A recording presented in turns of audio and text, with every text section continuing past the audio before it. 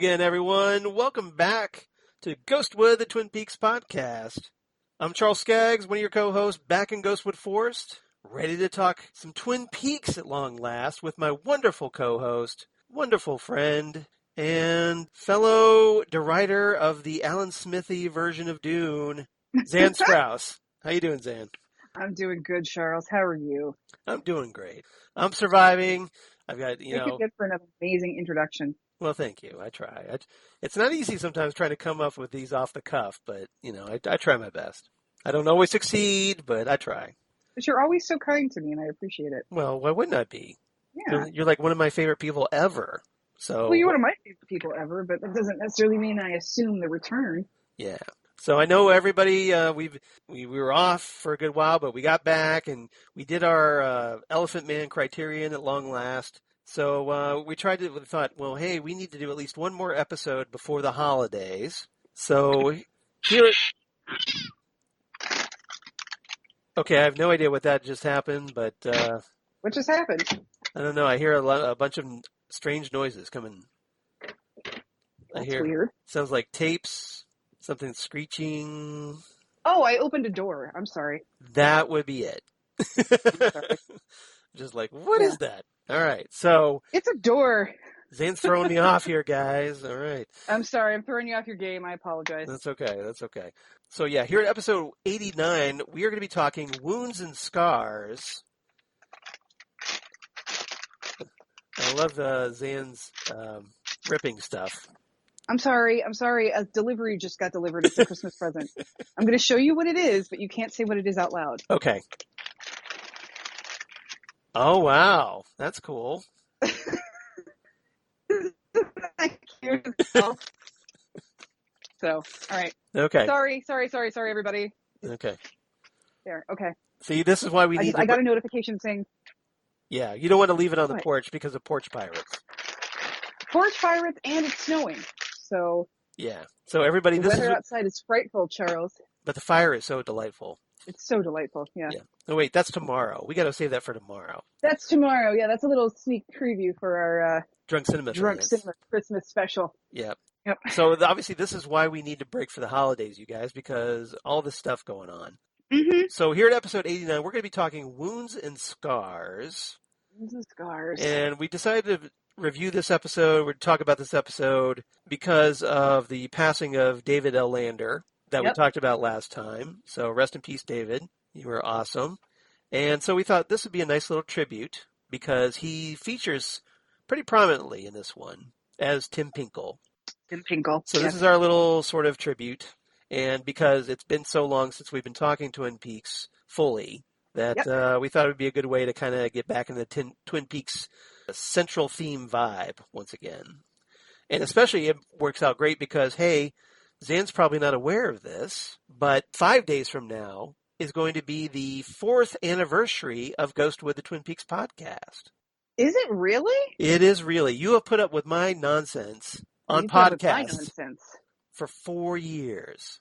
Oh my gosh. So that's obviously has to give you some kind of status where you can get some kind of medal or... Well, I think the medal belongs to our audience. At least to some kind of floral arrangement. Yeah, both of our nonsense for 4 years. So what, December 22nd was our first episode? Exactly. That was our first episode. Oh my gosh. Yep.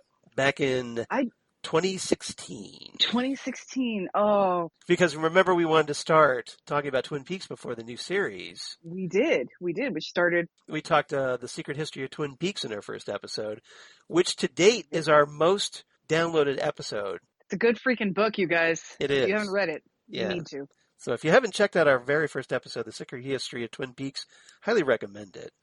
But yeah, I just thought I'd share the news that, That's awesome. I did not realize that. Yep. Yeah, 4 that's years. Pretty cool, right? That's super cool, Charles. And I've had so much fun with you over these past 4 years. This has been so much fun. We need David Lynch and Mark Frost to give us 4 more years of material to talk about. There you go. Well, at least David Lynch is working on a new show. David Lynch is working on it. I finished David Lynch's masterclass. Oh, how was it? It was amazing. It was really, really amazing. And I'm not going to go through it because you should all subscribe to Masterclass and watch it for yourself because it's awesome. Spoilers. Yeah. But to live the artist life, you need to constantly be nurturing your ideas. You need to have ideas. So always write things down.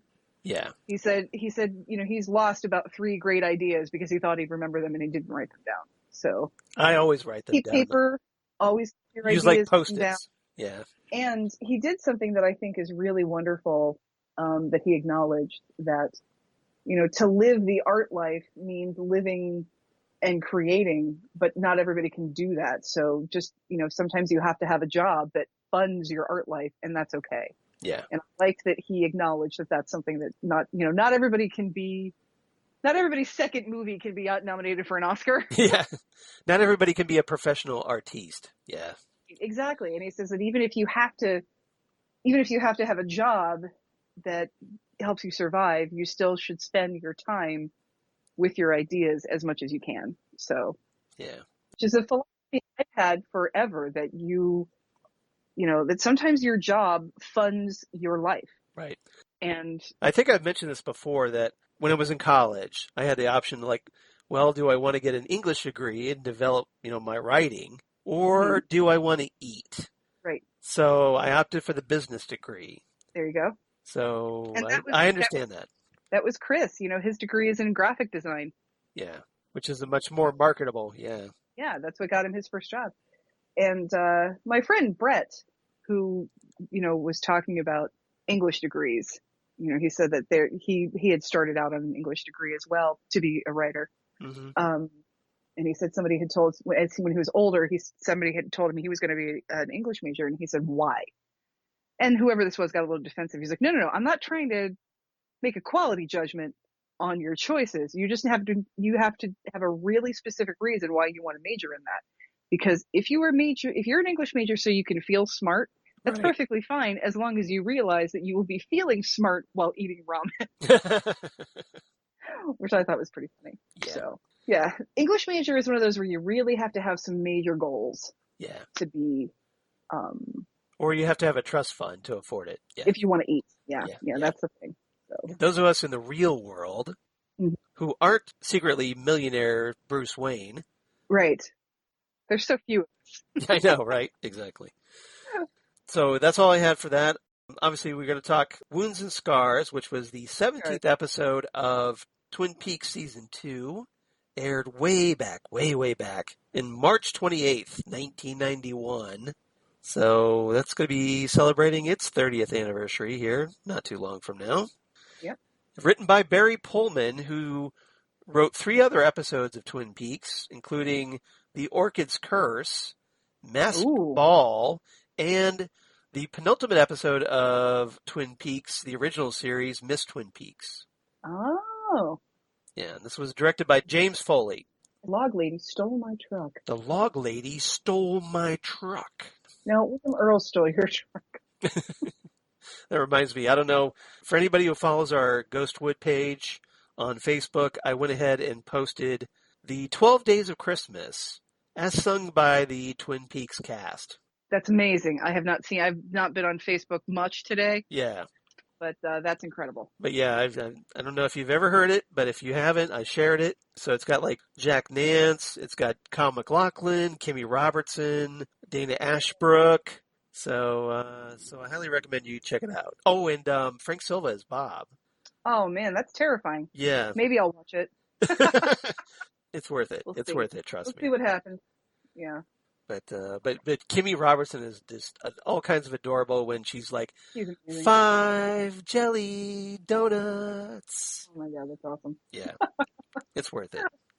I will have to add that to my Christmas mix. Yeah, so check that out if you would. I just thought I'd share that, especially given the holiday season for everybody. Heck yeah. All right, a little bit of trivia before we get started. Apparently in this one, since we're talking about David L. Lander as Tim Pinkle, there's the great scene that's going to be toward the end of the episode where Tim holds up the pine weasel, which is really a ferret, and holds it up right in Dick Tremayne's face. And the pine weasel proceeds to get startled by a camera flash and bites Dick on the nose. Awesome. It's setting off all kinds of chaos at the Stop Ghostwood fashion show. So in the script, it was implied that Tim, even more that was depicted in the episode, intentionally made the pine weasel bite Dick on purpose. So, yeah, of course. Because, Dick being, very dismissive, very smarmy, just one of those people that you'd want to punch in the face. He's just really, really shitty to Lucy. That's why I don't like him. Well, he's kind of shitty to a lot of people in this episode. He is, but mostly Lucy. Including Tim Pinkle. So I think Tim tried to get a little revenge. Yeah, he's Pinkle. So don't mess with Mr. The only person he's Pinkle. even remotely nice to is Lana. Right. Yeah. So, uh-oh. And also, we're not going to be talking about this while Zane tries to recover her episode. Yeah, it was on pause for too long. No, keep going. This episode is interesting because at the beginning, the previously on Twin Peaks recap segment, this one's longer than usual because ABC had previously put the series on hiatus for 6 weeks due to low ratings, effectively sort of canceling it, but not quite. Yeah. And this segment was narrated by Kyle MacLachlan as if it was Cooper dictating into his dictaphone recording for Diane. Yes. Essentially recapping the log lady's this, the Bobby Briggs did this, Nadine's this, and basically catching up people on what happened in 6 weeks ago in the episode Dispute Between Brothers. Oh, yes, that's right. Yeah. So we're not going to watch the recap, though, are we, Charles? We are not going to watch the recap. No, we're going to leave the recap out of it. We're going to leave the recap out of this, exactly. So what we're doing is we're doing our usual, as soon as it goes dark after Mark Frost and David Lynch, that's where we're going to start. And now it's dark. Yep, the black screen of blackness. I'll watch anything that moves. All right, so let me go put in my secondary headphones so I can listen. See, I'm just relying on closed captions, so I'm missing out on the Angelo Badalamenti goodness. Yeah. But I've seen it before. I've got the soundtrack. Well, I have the sound down low, but there you go. I like to at least get a little hint of it. I will say, Charles, the new headphones that I got when I tested on them, right, was Shadow by the Chromatics. Oh, fantastic! And how did it sound? Yeah, it sounded lovely. So I'm like, all right, these were a good purchase. Yeah. I don't know how many people also saw on our Ghostwood Facebook page, but yours truly got a like from one of the Chromatics. I know. So that was pretty cool. I'd be pretty psyched about that, frankly. Yeah, I was pretty happy about that because he was responding to a post from they did a while ago that about that I think it was when we were doing I was watching the Return pilot, with where the Chromatics do Shadow, and I had like a picture of it, a picture of the Chromatics performance, and I posted that to Instagram, and that's what he responded to. So he really appreciated it, and so I was like, no, we appreciate you. It's like that episode made me a Chromatics fan for life. For life, yeah, for sure, both of us. Yeah, at the time, I wasn't anywhere near dialed in on who the Chromatics were, so I was just like, yes. Nope. So anyway, all right. So if everybody's ready, so we're roughly, like I said, the 1 minute 31 second mark, the black screen of blackness. And if you want to watch along with us, we'd love it if you did that. And we'll do our wonderful commentaries once again by the delightful Xan Sprouse. And yours truly. You got to put up with that. But that's the price, right? Well, I like that. Okay. I'm sure everybody else does too. Well, that's one. All right. So if everybody's ready, we'll do this in 3, 2, 1. Doink. Boop. Aw. Josie's dead. Yeah. So yeah, we're picking up with after Josie ends up in a drawer knob in the Great Northern. Harry is sad. Mm-hmm. Harry's sad, and I think he's been drunk for about 6 days. Yeah, he's on a little bit of a bender. Actually, he's probably been drunk for the entire 6-week hiatus. That's true. Special guest star Billy Zane. Yeah. Which means Zane is going to be really appreciative of this episode. Zane is very excited. Yeah, and this David L. Lander. Yep, David L. Lander. Rest in peace. Rest in peace. Rest in power. Great David L. Lander.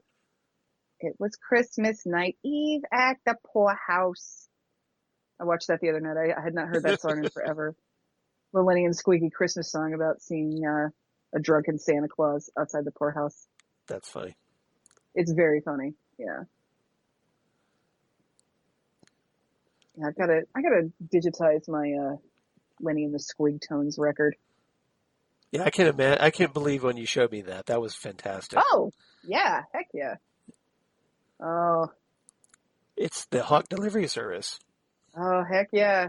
Before there was Dine and Dash, there was Hawk. Is that like coleslaw? That looks like coleslaw on the plate. It's probably, Maybe it's just skin on the potatoes or something. yeah, something like that. It's probably like hash browns kind of thing. Yeah, something. Or something like that. I don't know. Every time I watch this, I think about MST3K saying, bad movies have taught us that police in bad movies hold their belts a lot. It's a I think good it'd be line. hard not to, because where else do you put your hands? You've got all that crap hanging off of the side. It's not like you can access your pockets very easily. No. You got to reach in for, pull out a stick of gum or something and you end up with your, firing your weapon. Hawk is so hot. Jack Daniels, Really? the official drink of Twin Peaks. Annie! Annie. How's Annie? How's Annie? She's not good. No, she's fine. Oh my gosh, Charles. Yes. I had that suitcase. I actually had that suitcase That's interesting. for years and years and years. And I carried it a couple of times, but it's an old Samsonite that doesn't have wheels. So it's a total pain in the ass. So I had designs about finding some like old mid-century coffee table or end table legs and turning it into an end table, but it just got beat up. So, but yeah, that's my suitcase. That's cool. And I'm realizing now that that's why I bought it. I found it at a thrift shop, and that is literally this episode is literally why I bought that suitcase. I had a matching. Oh, you would, because after seeing this, you were like, I got to get that suitcase. After seeing this, I saw it. I want to say I saw it at the old Salvation Army, back when the big main Salvation Army used to be on Front Street. Compelling. Yeah. She's like, whatever, old man. Oh. My mind to your mind, my thoughts to your thoughts. Oh wait. Remember, Doctor. Oh. I love how the log looks like a little dude just going, hello. But how happy were we that those two characters finally hooked up? I know, it's about time. Yeah. Cooper's still rocking the plaid. Well, Cooper, he's not an FBI agent right now. No, he's gone to plaid.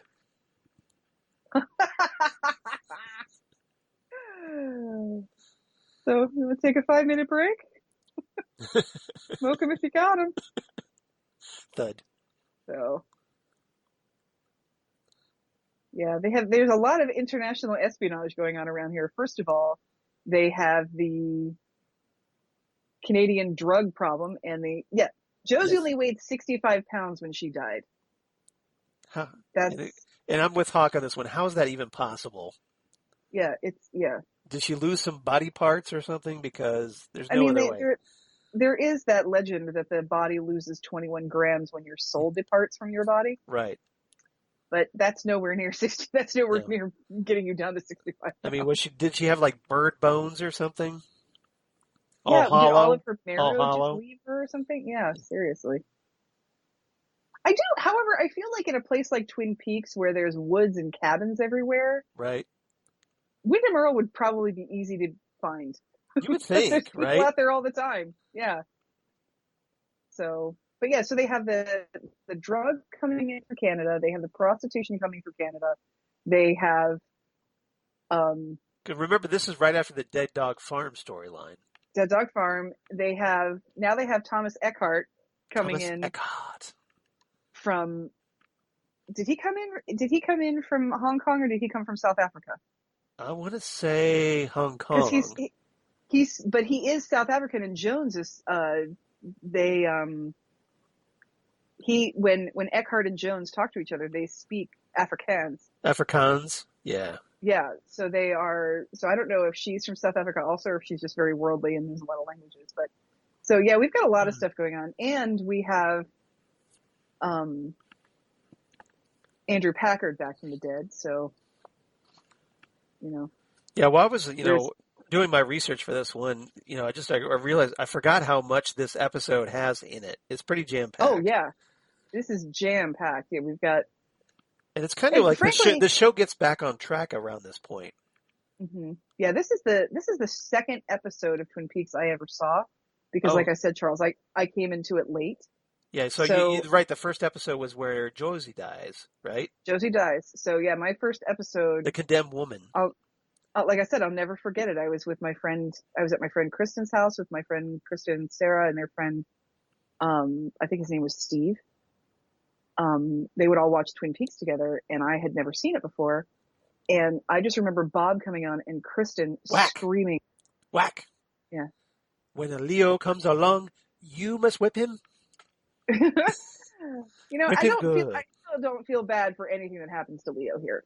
No, because he's a wife abuser. So yeah, he's a wife beater. Yeah, exactly. Now, this totally faked me out right here. He's playing the flute. Playing the flute, and then you see his ring. Yeah. And you think that ring is going to come into play, and it never has. Nope.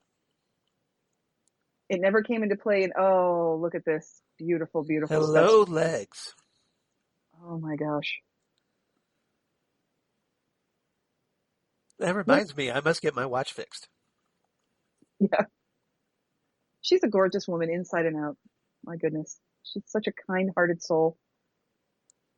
And you know what? They may be models, but let's not forget that this woman is wearing basically a pantsuit.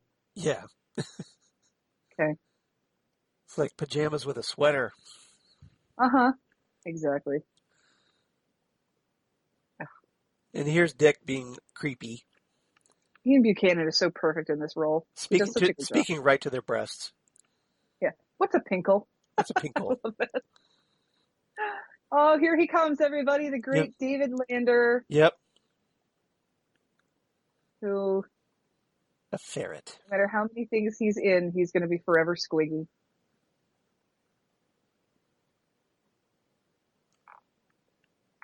Yes. Hello!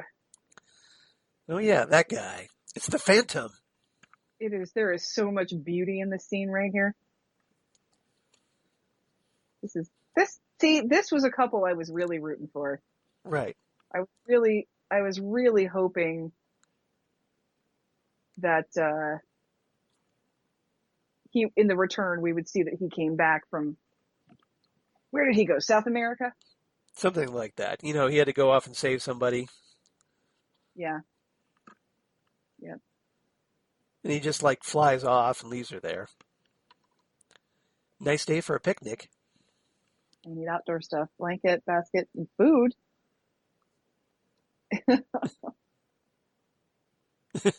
Yeah. It's like you live in a hotel, Zach and Cody. You can find some food somewhere. Nice reference. And, as much as I hate to Mr. Dinkle.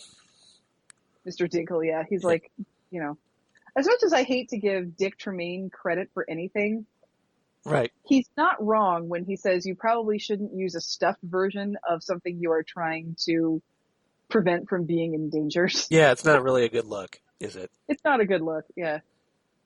See, Harry didn't even eat the bacon. No. I mean, can you imagine how sad do you have to be to not eat the bacon? He must be seriously messed up to not eat bacon. Come on. Yeah. Yeah. Well, it interferes with that Jack Daniels drinking. I forgot about Jonathan.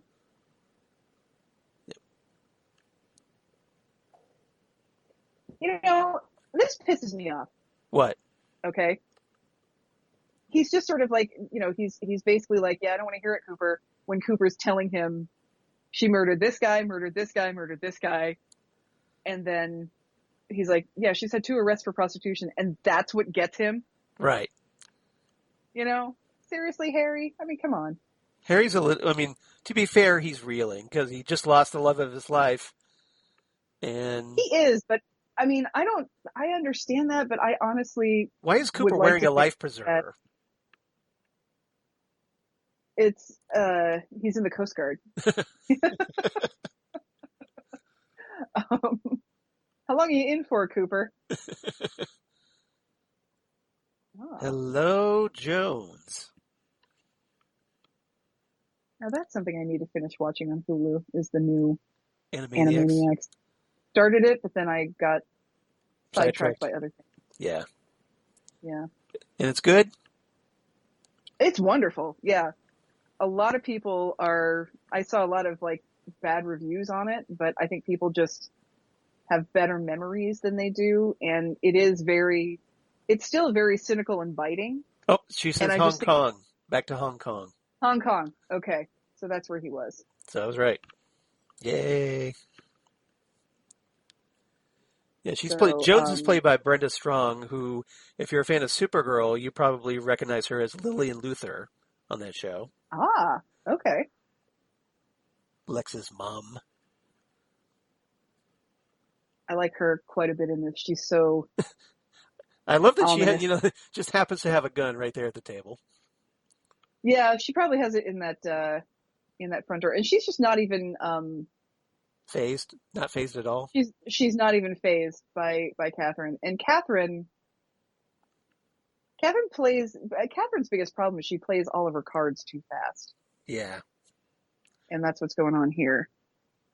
Well, she gets arrogant. She thinks she's got all the moves Yeah. figured out, and she really doesn't. No, she doesn't at all. So this is like, when you think about it, this is such an elaborate thing that he's cooked up for this. Yeah. And it like, And we know how this pays off because obviously, in it doesn't the even bank vault. kill the right Yes. people Right. necessarily, you know. Oh, Hello. creepy. Yep. Excuse me, I'm Yeah, Wyndham Earl in disguise. Yeah, use the phone like a normal person, weirdo. Right. You just show up. Well, to be fair, he does have a gift. Yeah, I guess that's true. But did he just call him Bill and then call him Will? Yeah. See, I mean, I feel like that would be Oh, Donna, just be you. I had a girl. Donna was her name. Ding, ding, ding. Oh, I love that shot because it always reminds me of Bob creeping over the couch, It really does. Yeah. coming right at you at the TV. Oh, she's drinking a little Coke out of the bottle and eating a little sandwich. Yep. And she even has a straw out of the bottle. I know. It's so cute. Don't knock small towns until you've lived in a city. No. No, you can Considering knock small towns. Because I grew up in a small town and I live near a big city, and I'm all for the big city. it's I'm like cool with people that. make fun. People make fun of the suburbs, but we've got the quiet of the small town, but we have a city 5 minutes away. Exactly. It's the best of both worlds. It's quite nice. Yeah. Yeah. It's quite choice. Yeah. It is so. If you have the means, I highly recommend living in a suburb. But yeah, because I have my friend Barbara,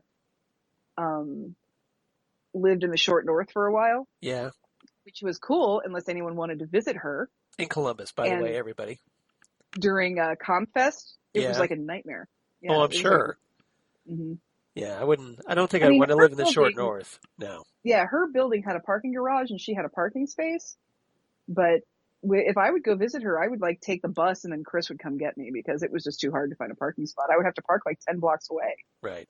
and at a meter. So you'd have to factor in like the 10 minutes to walk to the meter when you have to go to refill it. By the way, Donna, I happen to have a gift here for your dad. Yeah, and this is creepy too because he's like, "Are you the oldest of the three girls? Are they all as pretty as you?" It's like Right. gross. Yeah. I mean, I know back in the day, people thought that was like a really nice compliment to young women, but it's just gross now. Yeah, it was a little easier to get away with in the 90s. Yeah, there's more to young women than just how pretty they are. Okay. Yeah. It's Pete. all about how I love that they gave Pete something to do toward the end of the show. And this is why I thought that the secret history of Twin Peaks was so strange when they talked about the differences between him and Catherine, and they said Catherine played chess, Pete played checkers. And I just wanted to say, no. No, it was the other way around. It was completely the other way around. Yeah. Yeah. And what they're trying to do here is they are trying to find a way to stalemate Wyndham Earl's game. So that nobody gets killed, because every time Wyndham Earl every time a piece is taken off the board, Wyndham Earl kills somebody. Right. And they're realizing that they can't end the game in less than 4 moves. So I think it's like 4 more people are going to have to die. Yeah. Poor Pete is anguished over this. He's like, I don't want anybody to die. So he's trying to come up with the perfect solution here. Right. So he's like, in the one that's going to be the easiest, we've got 6 people, which I can maybe reduce, but if you want me to do this fast, we're going to lose 12 people. Yep. So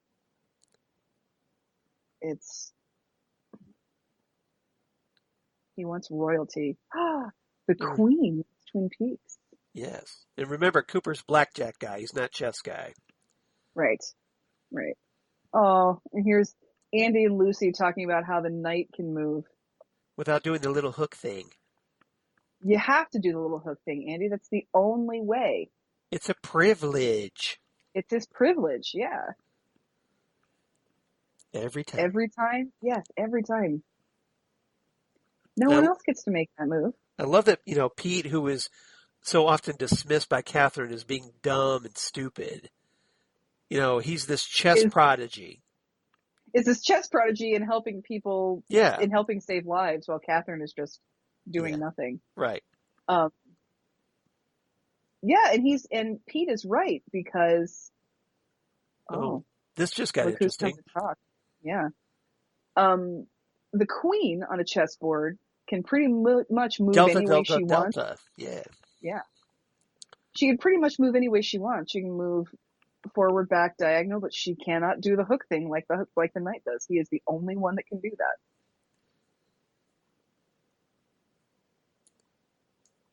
My log noticed. Remember. I'm surprised she calls it her log. Hey, it's my tattoo. Hello, legs. Yeah, I have that tattooed on my right leg. Yeah. Yeah, that's right. Which I thought was awesome, by the way. I would like to add to it and have a blue rose tattooed under it. Oh, that would be fantastic. Yeah, but it's COVID. Yeah, not a good time to get a tattoo. And my tattoo artists are they're very safe and very hygienic. Well, I'm sure they are.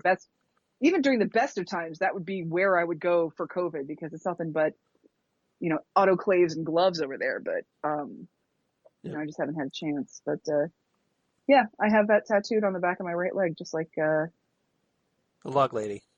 Margaret Lanterman does. Yep. Like I said, I think it's bizarre that she calls the log her log and not her husband's name. Because that's why she has the log, is because her husband is in it.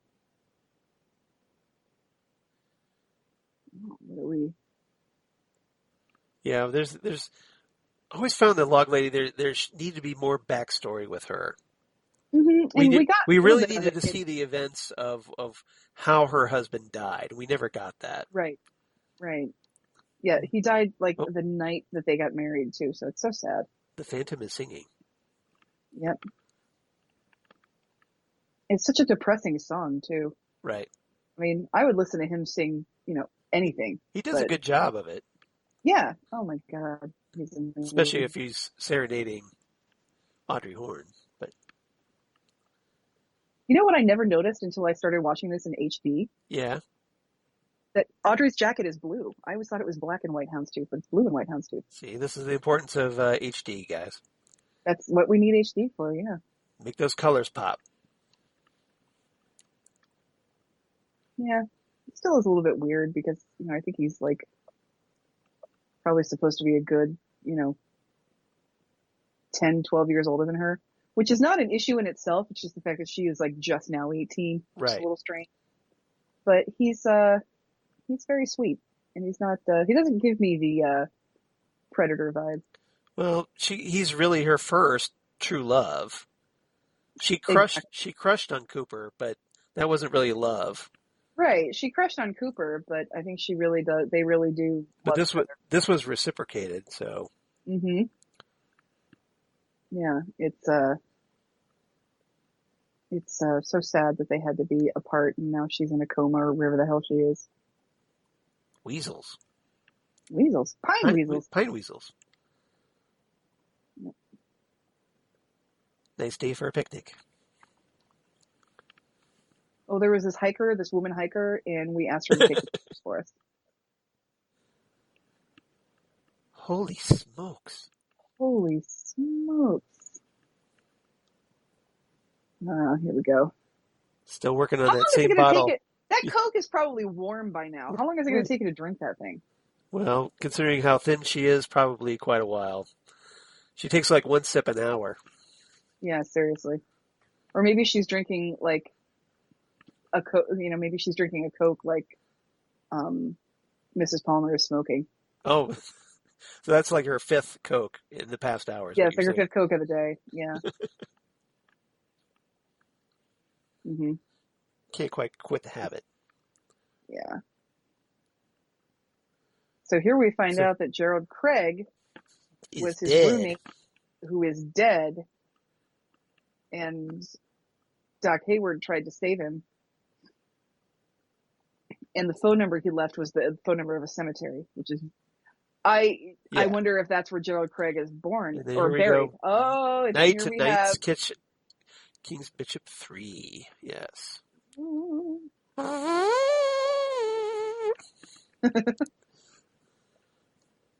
And if you see him, call the freaking police. Right.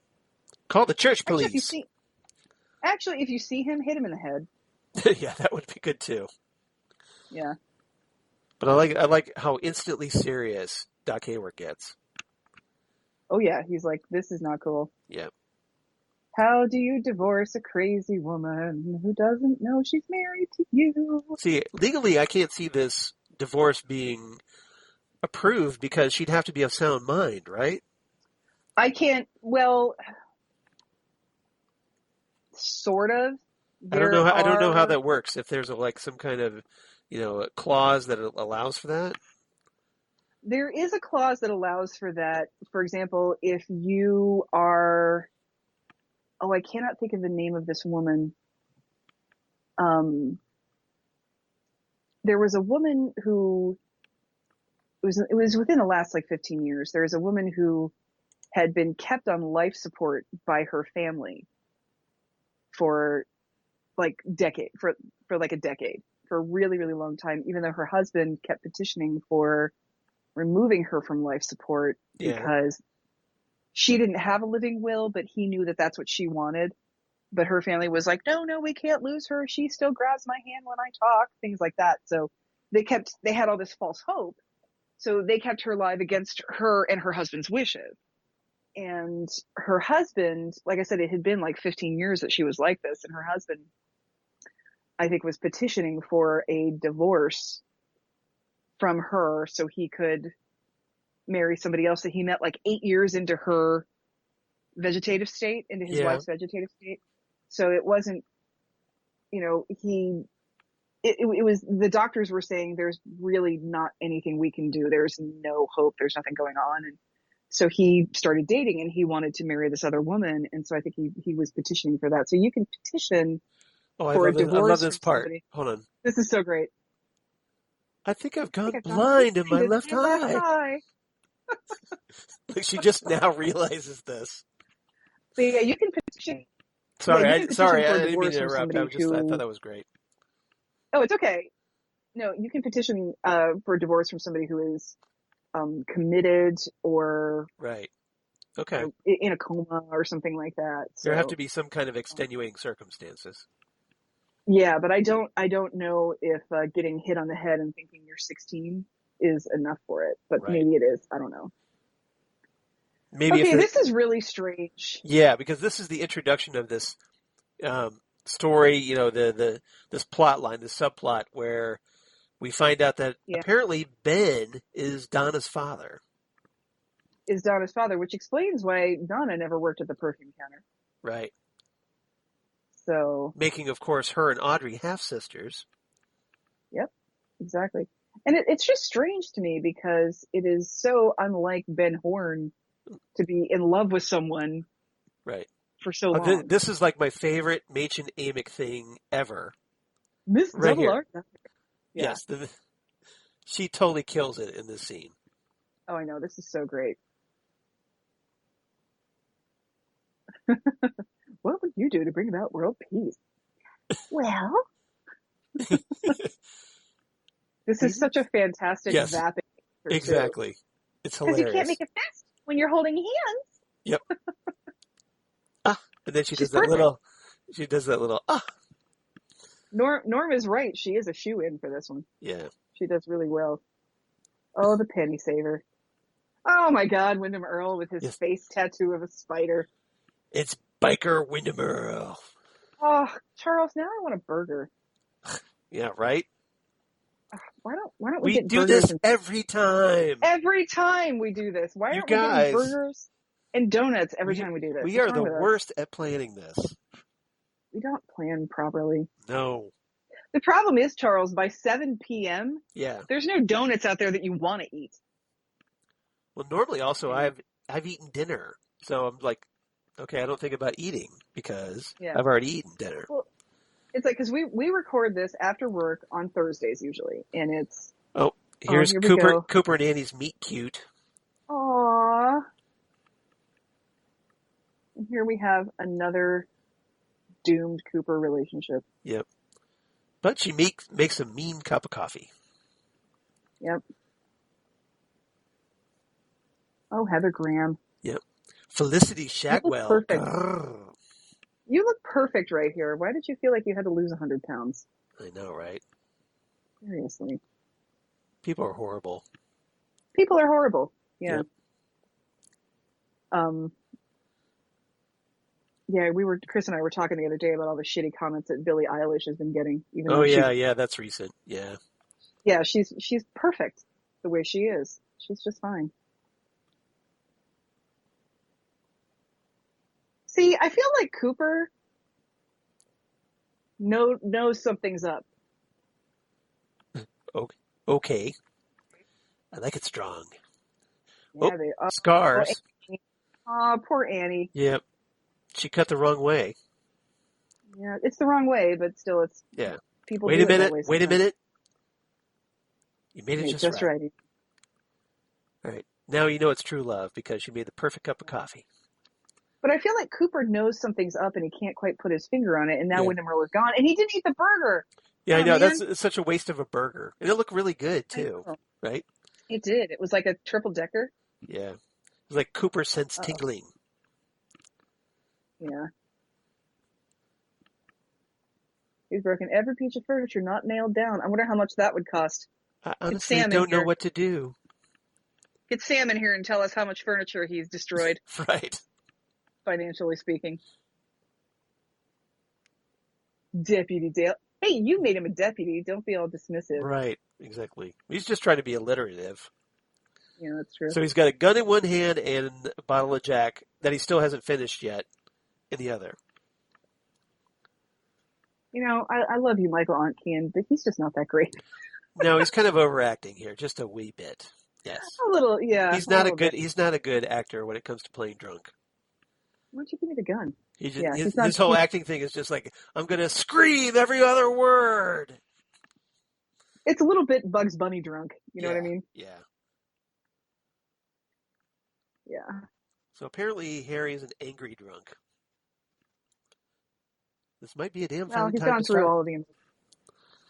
Yeah. He's going through all of the stages of grief. Meanwhile, the Xan phone. I'm so sorry. It's time to feed the cats. Yeah, I muted mine, and I ended up getting a call from my parents. So. Oh, did you? Okay. Yeah. Yeah. Well. And she made everything better.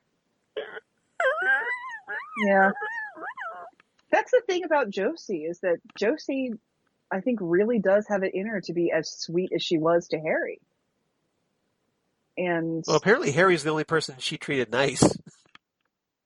no, she's nice to Pete. Oh, that's true. She was nice to Pete. Yes, I Yeah. stand corrected. You're right. You know, You're absolutely right. Still that, there's still that decent. She did what she did to survive, not because she's a psychopath. Yeah.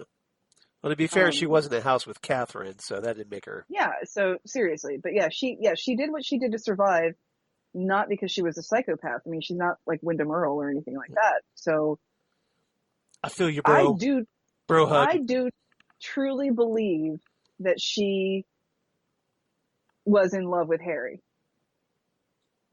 But because of her, who she was and how she had kind of boxed herself in. Well, her past was coming back to catch up with her. Right.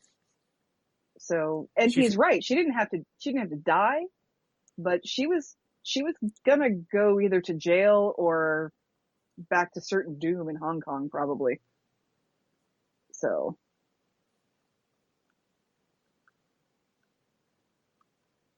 Yeah, somebody keep an eye on him, please. Yes. Yeah, really? Make sure he doesn't walk off. Yeah, swallow his own tongue. Right. You know it's bad when even Hawk is worried. This is such a wonderful quote. A man who doesn't love easily loves too much. Yep. So true. These are great shots. Yep. It's good cinematography.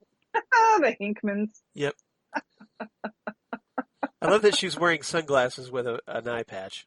She's wearing sunglasses with an eye patch, and he looks like some sort of like 1930s, like he's trying to be Fred McMurray. And no, you know what he looks like? He looks like kids, where you have like a kid sitting on top of another kid. Like they're trying to get into an R-rated movie. They're trying to pretend to be adults. Yeah, like they're wearing a big overcoat. So there's a kid under like Bobby. He's on Bobby's shoulders or something like that. Right, exactly. So. And then I love he gets called out by this girl at high school. Which I want to know, like, why are there kids in high school just hanging out at this hotel? That's a good question. It's just or maybe they're there for the fashion show. Oh, they're there for the fashion show. That's what it is. That's probably. Look at that. Look at what Navy crush does. That bell. Yeah. It's like, hey, who's going to fix this bell? Yeah. Stop Ghostwood. I don't think I'm down with that. No, exactly. I mean, you guys out there in podcast land may be thinking that, but no. Well, we're not. We're against deforestation. I mean, yes. We just want to be the woods. Right. We'll happily house the pine weasel. We are pro Ghostwood here. Which sounds dirty when I say it like that, but you know what I'm saying. It's okay. Cute ferret photos. This looks like such a tiny little room to be having this fundraiser in. Yeah, a little bit. It's like somebody's attic. Oh, look at all of this. Look at all of this cultural appropriation. Hey, speaking of which, Charles, since we are in Ohio, we should probably mention this, that the Cleveland's baseball team is going to change their name finally. Yep. It had to happen.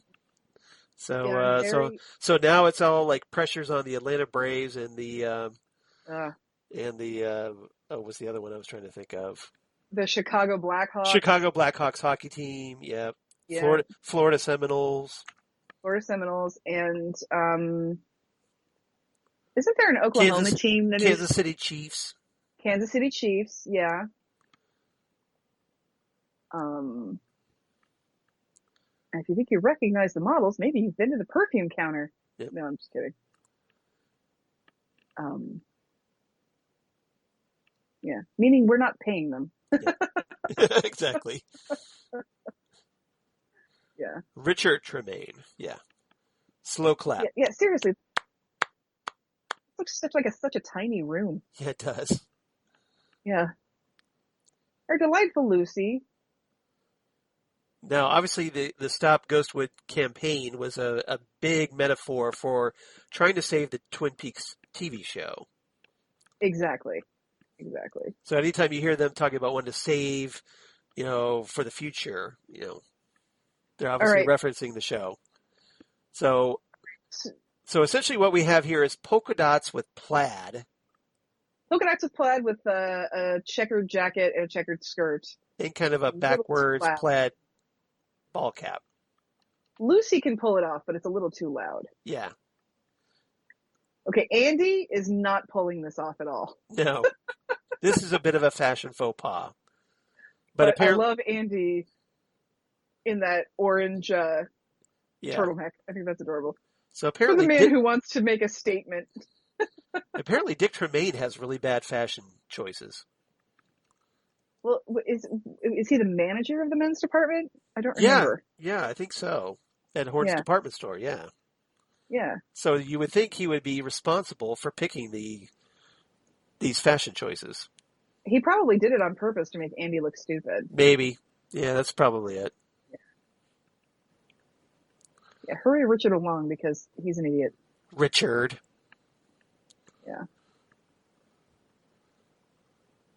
Oh, yeah, he's getting a little hot with all the girls. Now what, milk and cookies? I know, right? We do this every time. Oh, every time. Every damn time. John Muir, what a wonderful person he was. I mean, we should have let the natives keep the land, but if we were going to do anything with it, at least we turn it into protected national parks.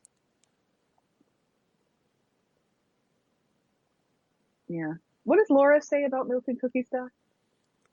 Oh, here's here's mom with milk and cookies. Here's mom with milk and cookies. Yeah. That's right.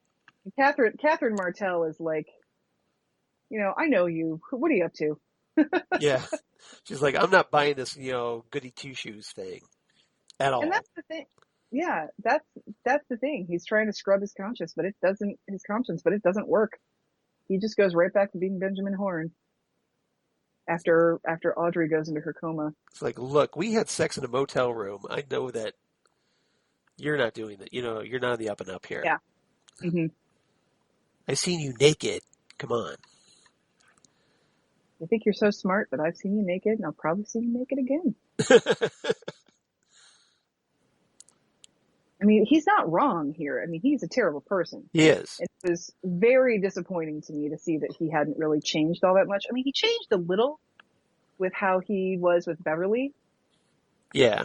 I mean, he did resist her. Yeah, he did, but he cared about her. Barely. He cared about what was going on with her and her family. Yeah. But here he's trying to convince Catherine that he's changed. Mm-hmm. And she's not buying this, of course. Well, the thing is, I think he probably could have changed. Do you think he was trying, did he actually believe it, or do you think it was all a ruse at this point? I think, because he is trying to sabotage her deal. Yeah, he's trying to sabotage her deal. I think what happens is that Audrey's accident makes him go, well, screw this. What's the point? There's, the better I am. And even when he attacks, he gets in that fight with Dr. Hayward. Yeah. He realizes that, the better he is, the more damage he does. So I think that's probably why he goes back. Mr. Tim Pinkle. Mr. Tim Pinkle. Here we go, everybody. Hello. Hello. I see that's an ensemble right there. He looks very Christmassy, frankly. Yeah. He looks fun. It's like he's ready for a party. Yeah, he's ready for a party. Yes, David Lander, who was in Twin Peaks and the David Lynch short-lived comedy TV series On the Air, which is still one of my all-time favorite things, doing the typical 1950s trope of the foreigner with the funny accent. Right. So, which is a little bit forgivable for being like a 50s thing. And he's like from a country that really, it's just basically an Eastern European country. It's fictional. It's a fictional country. Yeah. The endangered pine weasel. Pine weasel. He's such a cute little ferret. I love this this insult where he says it's attracted to cheap cologne.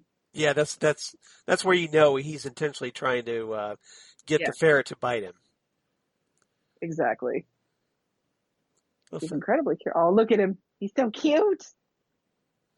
They probably fed him some treats because he's licking his chops. He is kind of doing that. Bright, shiny objects. Must be my studs. Yeah, look at those. Yep. He's particularly attracted to various smells, like, believe it or not, very cheap cologne. Burn. Yeah. I think he wants to give him a kiss, Dick. Give you a little kissy. Come on, kiss the pine weasel. Everybody's watching, so now he feels pressured. Yeah. Oh, see, now you're just gonna... Here we go, flash. Flashbulb! Oh! It's a good sleight of hand, though. Yep. And a nice, good edit there, so they switched to the fake one. Yep. And now here we have chaos. He is totally harmless. He's already endangered, so don't do anything to him. But everything's under control. Situation normal. We're all fine here now. Thank you. How are you? How are you? Boring conversation, anyway. Luke, we're going to have company. What I think is funny, what would have been funny is like... Stay calm. Don't... Yeah, baby. Nothing to see here. Move along. That's... Yeah. Yep. A lot of fuss over a loose weasel also sounds dirty. So here we go. Superman, Lois Lane. What do you think? Think it could work? Yeah? I would watch that show. You would watch that show? Mm-hmm. Better than that bigoted Dean Cain any day. Yeah, pretty much. The Lois and Clark show that we should have gotten. Yeah, exactly. That's that was the Lois and Clark show that we need, but what we got was the Lois and Clark show that we deserved. We deserved, yes, exactly. Uh-oh. Whack. So much for guarding Harry. Yeah, exactly. Good job. You're looking the other way. That's brilliant. Yeah. So what exactly is the point of this? She just liked the thrill of it, maybe? I guess, but I want to get into bed with a drunk guy. It's like, what is she hoping to gain? Like, is she hoping that he's going to, like, confess something? Or because they didn't have photos. I mean, selfie. You couldn't do selfies back then. Yeah, what is she hoping to? What is she hoping to achieve from this? I don't know. It's a good question. And that's our episode, everybody. And that's our episode. Yes, the late great David Lander, everyone. Yep. So So everybody, raise a glass in memory of David L. Lander. I'll raise my water bottle. That's all I have right now. L'chaim.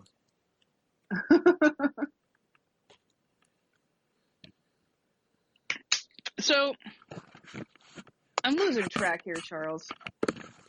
Is David Lander one of the ones that succumbed to complications due to COVID? No, that was complications due to MS. Okay. Yeah, because he's had MS for quite a long time. Right. We did just lose Charlie Pride to COVID. Yes, we did just lose Charlie Pride to COVID. And did you see we just lost Boba Fett? Yes, Jeremy Bulloch. Yeah, lost Jeremy Bulloch. Yeah, that was my my brother-in-law John, who is he and my sister-in-law Lisa, they belong to Mando groups. Oh, yeah. So they do the Mandalorian cosplay and all that. So then, they go around, they have a group and they go around doing charity stuff. So they were particularly upset about this today. Yeah, it's very, very sad. Sharing photos of like they had with Jeremy Bulloch at conventions and stuff. Yeah. So rest in peace, Boba Fett. OG Boba Fett. Yeah. Yeah, David Lander got diagnosed with MS in the early 80s, but didn't really talk about it because it was, first of all, he was going to be typecast anyway as Squiggy. Yes. So that was going to make it even harder for him to find work, so he didn't talk about it. And so he has he has an autobiography called something like how Squiggy got multiple sclerosis and didn't tell nobody, which I think is adorable. That's a great title. He That's a didn't great tell title. nobody. Yeah. That's funny. So, so he was he'd been sick for a long time, almost 40 years. He'd had MS. So yeah, it's a horrible condition. And it's a horrible. I talked about this last time that yeah. my former co-host on the Phantom Zone, Karen Lindsay, she has MS. Mm-hmm. So yeah, I learned a little bit about it from her, and it's just horribly cruel. Yeah, to have. it's insidious. Yeah. It's absolutely insidious. But so my deepest sympathies to anybody who has it. Yeah. He was, so I think I talked about this last time. What happened was he wound up doing a lot of voice work in animated shows and movies and whatnot. Video games as well. Yeah. And apparently he was like a talent scout for the Pittsburgh Pirates. That's interesting. Yeah, I just read that today.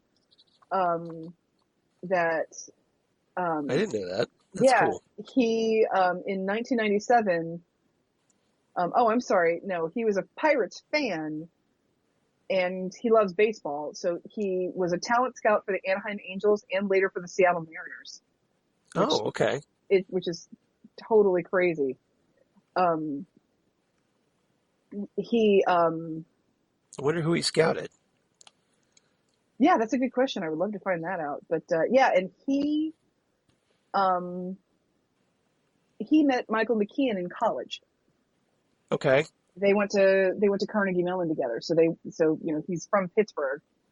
So he's not from Pittsburgh, but he went to college right outside of Pittsburgh. So they so the Lenny and Squiggy thing was something they developed in college together. Oh, okay. They took to Los Angeles with them, and thank God. So they must have pitched that to Gary Marshall or something. Yeah. I'm So guessing. thank God Gary Marshall gave it to the world because, it was. I absolutely. Oh, and I completely forgot about this too. I'm looking at this about David Lander. Remember I talked last time about David Lander being a voice on the TV show Oswald. Yes, I remember. Well, he apparently had a cousin. He played a penguin named Henry. Okay. And Henry apparently had a cousin penguin, and that would be Michael McKean when he would be on the show. Oh, that's awesome. So they continue to work together. That's awesome. Mm-hmm. That's great. Yeah, that's fantastic. So. Yeah, I know that. I think McKean came out with a statement after Lander died. Did he? I thought about looking for that to see on Twitter, but I just knew it would break my heart. Yeah, I think it's out there. I can't remember exactly what was said, but I'm sure it was very touching. I recently saw the Law and Order with Michael McKean, where he's married in the episode to his real life wife Annette O'Toole. Oh yeah. So it's pretty amazing that Lenny from Laverne and Shirley got Lana Lang, or Ma Kent from Smallville. Take your pick. Ma Kent, yeah, exactly. Lana, yeah. If you haven't seen Superman 3, right, literally the best thing in that movie is Annette O'Toole, and that is no slight against her. I'm not saying that in a sea of bad things she's the best. Even better than Richard Pryor and all that. Yes, so much better than Richard Pryor. She Robert is Vaughn. She is so good in that, and the scenes in that movie those are the best scenes in the movie as far as I'm concerned. It makes it worth watching. It really does make it worth watching. And if you're a fan of the Christopher Guest movies, the movie A Mighty Wind, which was about folk singers coming back for a reunion to honor their late manager. Yeah. The Michael McKean and Harry Shearer also came back for that one to be the what was the name of their band in that? I forget. But they do there's a really beautiful song that's done by Catherine O'Hara and Eugene Levy. Yeah. And it's called Kiss at the End of the Rainbow. Yes. And that song is written by Michael McKean and Annette O'Toole. Interesting. Mm-hmm. That's cool. Yep. They're one of those really sweet couples that I hope just stay married forever. Yeah. Like them and like Mark Harmon and Pam Dauber. Like if either one of those couples like breaks up, I'm going to be so distraught. You're going to be done for the day because you couldn't handle it. Couldn't process it. Yep, that would be just too much for me to handle. Yeah. So what's your rating for this episode? This episode, wow. I'm going to give this 9 out of 10 houndstooth jackets that are actually blue. You like this one? I really like this one because it's pretty good. Like I said, one of the best things about Twin Peaks was that it got you coming back. So we've got a light, like you said, Charles, you had forgotten how much happens in this episode. So we've got Jones messing around with something. You know, we don't know what she's up to. We don't know what's up with that puzzle box that she gave we don't Catherine. We don't know what's up with that. We don't even know it's a puzzle box yet. We just know that it's a black box. Yeah. Yeah, it's just a mysterious black box at this point. We've had 2 Wyndham Earle sightings.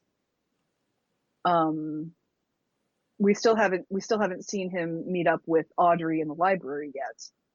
But we've got 2 Wyndham Earle sightings, so we know that Wyndham Earle is still in the woods with Leo. Right. We're trying to figure out what's in that box. We've got Catherine and Ben. We're wondering now what's Ben got up his sleeve, because not only does Catherine think he's up to something, we know he's up to something because he came to see Mrs. Hayward and he held her hand and kissed her. So we've got that thing going on. We have the romance between John Justice Wheeler and Audrey. We have Annie's been introduced. Annie's here, and we see that Cooper is completely smitten with her. Yeah. And we have Cooper like kind of having to run things because Harry is drunk. And we've got Pete Martell trying to do this chess game. So there's a lot going on here that's going to get you coming back. And I really feel like this one came out of the gate swinging. Yeah. When they came back after the hiatus. Plus we get some great Log Lady and Major Briggs stuff in this That's episode. true. We have the Log Lady and the Major Briggs thing, which we're going to find out, I believe, next episode. Annie's going to put it all together for him. Right. Because they finally get Harry out of the house. They take him to the diner to get some breakfast. And Cooper is making doodles out of the 2 symbols that he finds. And she sees it and says, "Oh, I see you've been to Owl Cave." And they're all like, "Oh my God. Yeah, that's right. That's what that is." Yeah, that's it. Yeah, we totally meant that. Yeah. We totally knew that. We're not bad cops. What are you talking about? I mean, Cooper wouldn't know. I mean, why would Cooper know that? No, because he's from out of town. Yeah, he shouldn't. But but the locals, obviously Deputy Hawk especially, probably, right? Yeah, you would think Deputy Hawk would know. So it was. So Hawk dropped the ball on that one, I guess. Well, I think I'm giving. Yeah, I think it's one of those things where you've seen it your entire life, and then until somebody tells you, you're like, "Oh yeah, that's right. I have seen this before." Because even we see Major Briggs, and he's looking at the symbols, and he says, "Something's." You can see he's looking at it, going, "I know what this is. I've seen it before. What is it?" So I think they've all just seen it too many times. Yeah, maybe it's one of those situations where you're too close to something, and you can't really like picture it as someone coming out of it fresh, I guess. Yeah. That maybe, you dismiss it because it's something that you see every day or on a regular basis in this case. And, it doesn't quite register. It just kind of filters as background noise almost. Right. It just becomes, it's like, how you can drive past the same building every day and then it gets torn down and you're like, what was there? Yeah. You just don't I even forget. remember. There was something there, right? Yeah. You're right. It just becomes the background noise of your visual. Yeah. Of your visual radar. So. Yeah. So I give this one 8.5 out of 10. Noses bitten by pine weasel. Good one. Yeah. So I liked it just a little bit less than you, but this is, season 2 gets a little bit of, I think, unfairly criticized. It does, but because from here because on, it gets pretty there darn good.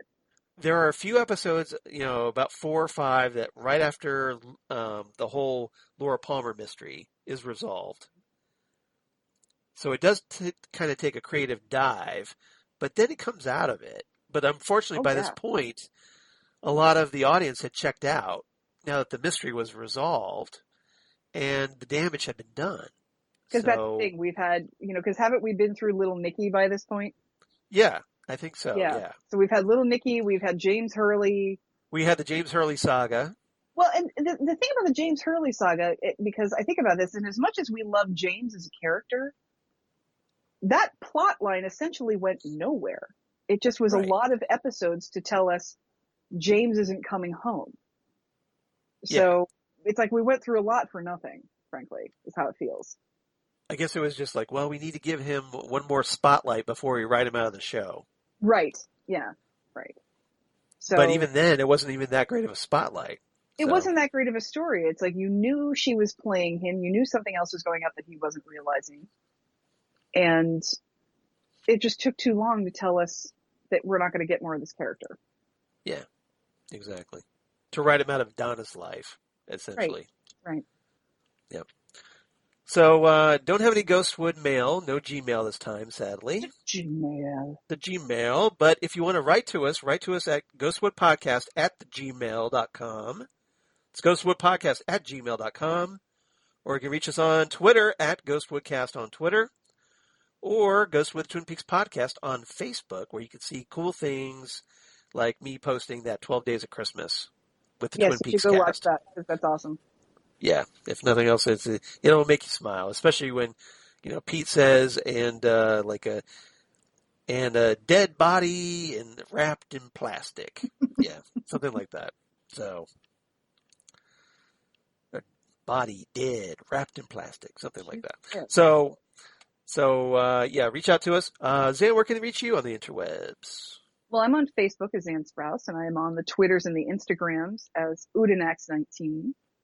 And if you want to keep hearing my thoughts on movies, you can find me and DJ Nick and Rachel Friend and our various excellent co-hosts on Gold Standard, the Oscars podcast. And you can also hear me and Charles talk about our favorite movies while imbibing adult beverages on Drunk Cinema.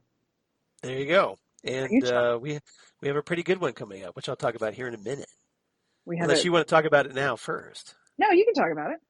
Okay, well. Yeah. As for me, of course, at Charles Skaggs on Twitter, at Charles Skaggs on Facebook, also at Charles Skaggs on Instagram, and my blog of geeky things. Wait for it. Come on, Cooper. Damn good coffee. And hot. Damn good coffee and hot, where I talk about all the stuff we talk about here on Ghostwood, including Twin Peaks stuff, David Lynch stuff, just whatever comic book sci-fi goodness, news of my other podcast for Southgate Media, including the Phantom Zone podcast that I do with DJ Nick and occasionally Jesse Jackson, where we just recorded our 199th episode. Oh, you're so close. Yeah, we talked the Flash 1990 pilot, and that was a lot of fun watching that. I should have joined you guys for that one. I should have petitioned to join you for that because that was a fun episode. That was great. We had a lot of fun talking about that. So if you want to, go check that out, and then come on back for our 200th episode because, well, hey, if we're going to talk the 1990 pilot, we're also going to talk the 2014 Flash pilot, starring Grant Gustin and as Barry Allen the Flash, or Candice Patton as Iris West. And because we did the 1990 pilot first, chronologically, that we're going to try to do a little bit of comparing and contrasting the two pilots and the two eras in the process. So that's a good idea.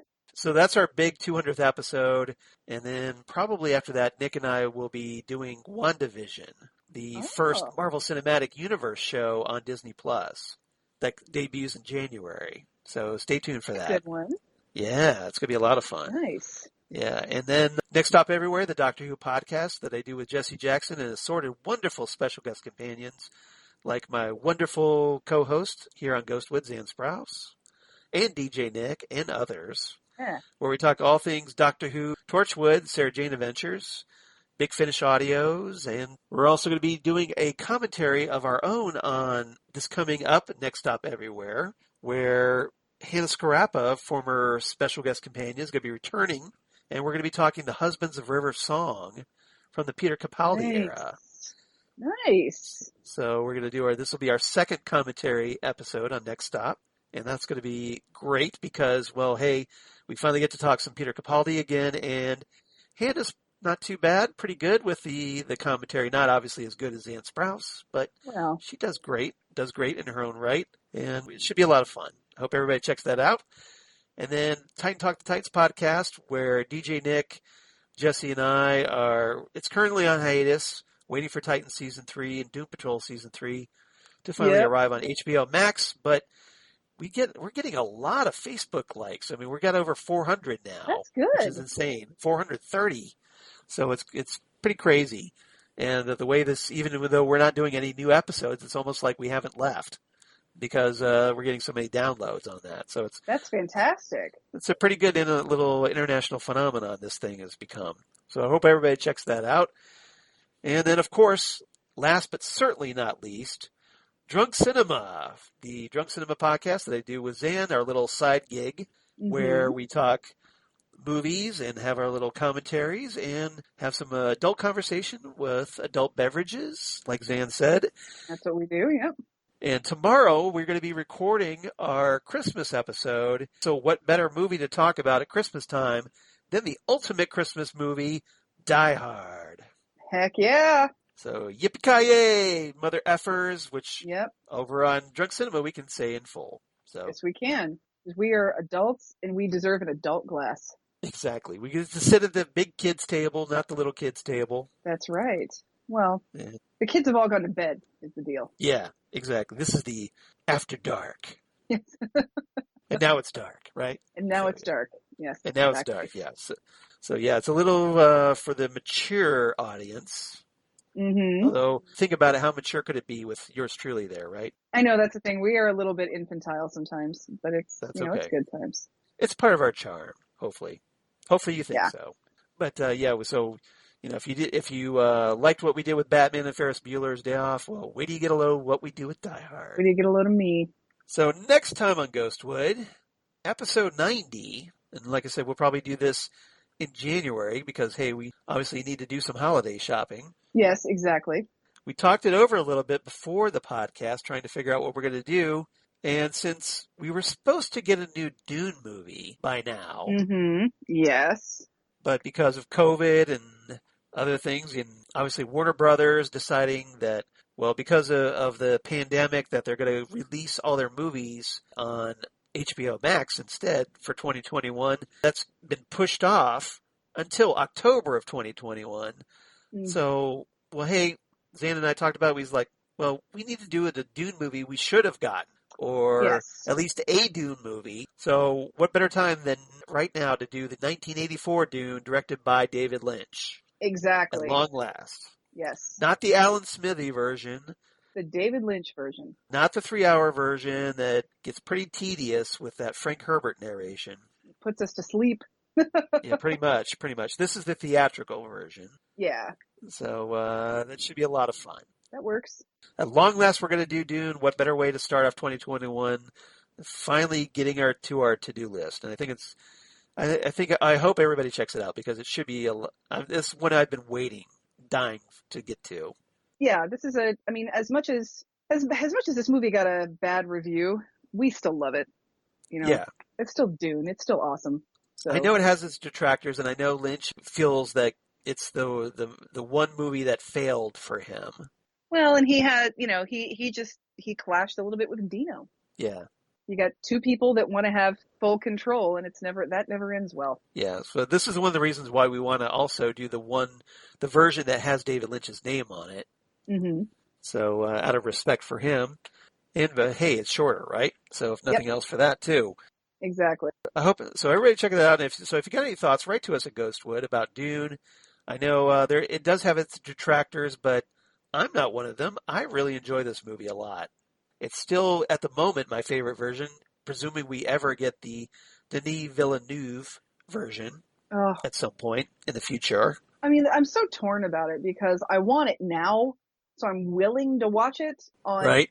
on TV at home as much as I would love to see it in the theater. I want it right now. Yeah. So that's where I'm torn. At least we're getting Wonder Woman 1984 here in just a few Yes. days. Yes, we are.